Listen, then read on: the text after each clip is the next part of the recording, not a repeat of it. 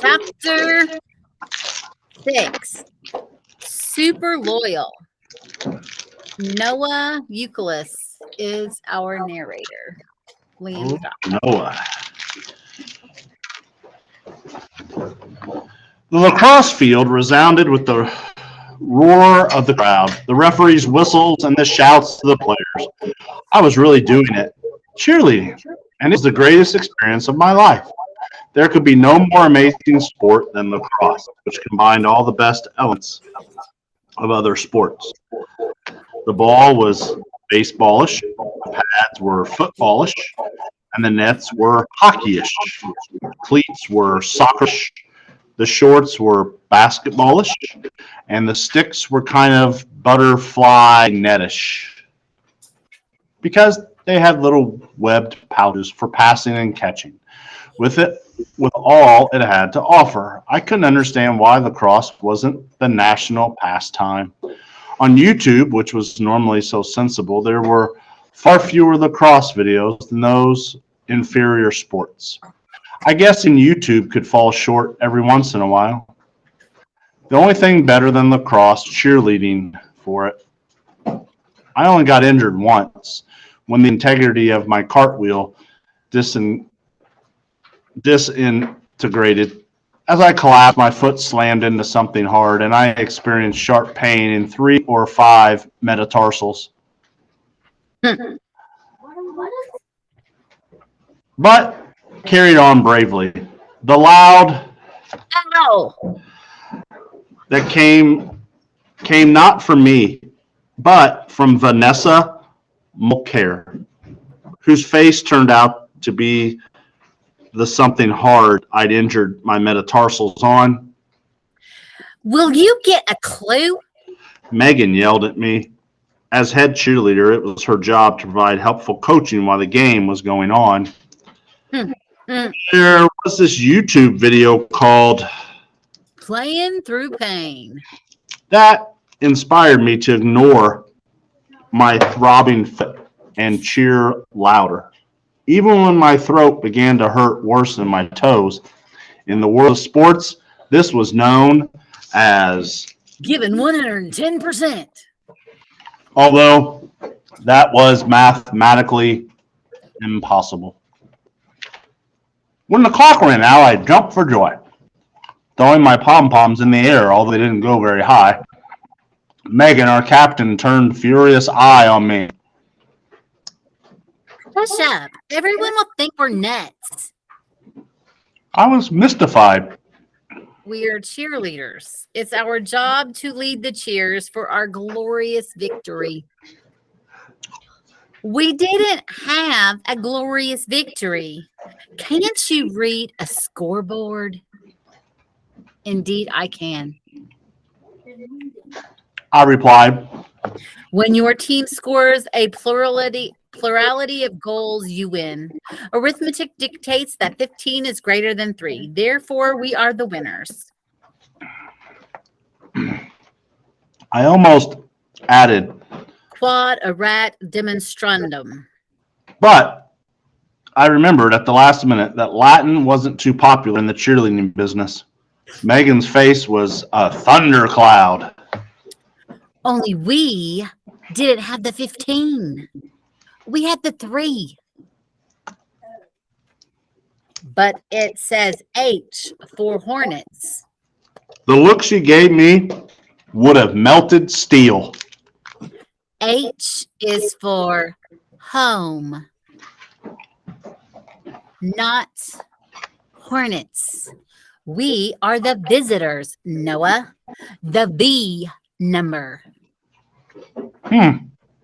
Obviously, there's a lot more to cheerleading than I previously thought. It certainly explained why the girls had seemed so subdued on the sidelines. On the bus back to school, I apologized to my fellow cheerleaders. I'm researching this whole home visitor thing. I will get it right next time. Next time?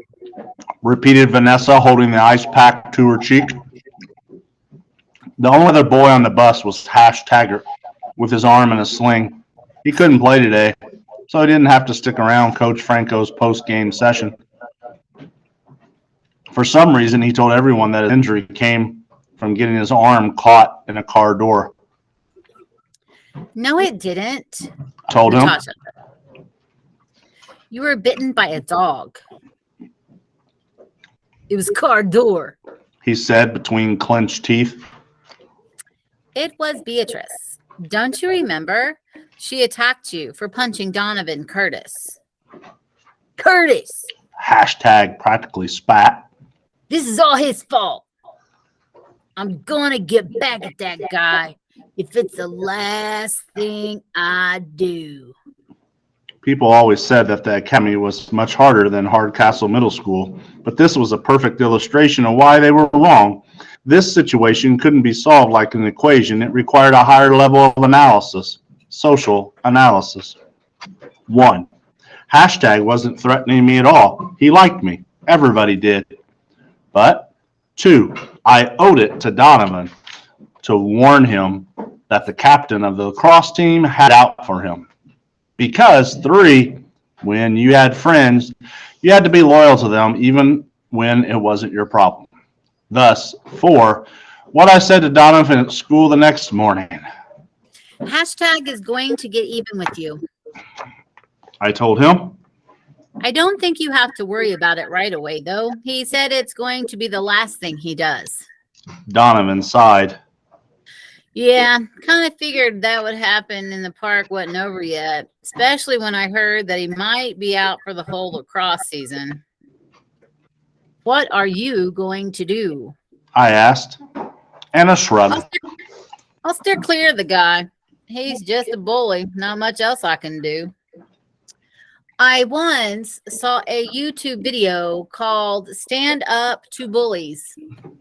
He shook his head. Not an option. Hashtag's parents have pictures of the bite marks on his arm. Mrs. Taggart pretty much threatened to report Beatrice to animal control. If there's another scrape between Hashtag and me, you can take that to the bank. I could see it was a real dilemma for poor Donovan. He was being wronged. But he couldn't take that action to right that wrong without putting Beatrice's life in danger. Then something strange happened. When I solved an impossible math problem or came up with a flawless argument for an English essay or explained an anomaly in a chemistry experiment, it was always the easiest, most natural thing in the world, like flicking a bug off your arm. But this was different. When I came up with a solution, it was completely unexpected. A sudden sunrise or a mountain range, a brainstorm. I will do it for you. I exclaimed. Do what for me? He asked. You cannot stand up to Hashtag because of Beatrice. I exclaimed breathlessly. But I can. Donovan laughed in my face.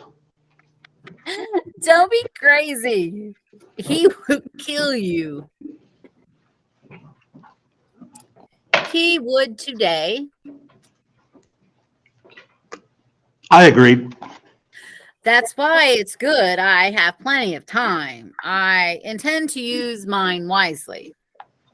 His eyes narrowed. Wisely how?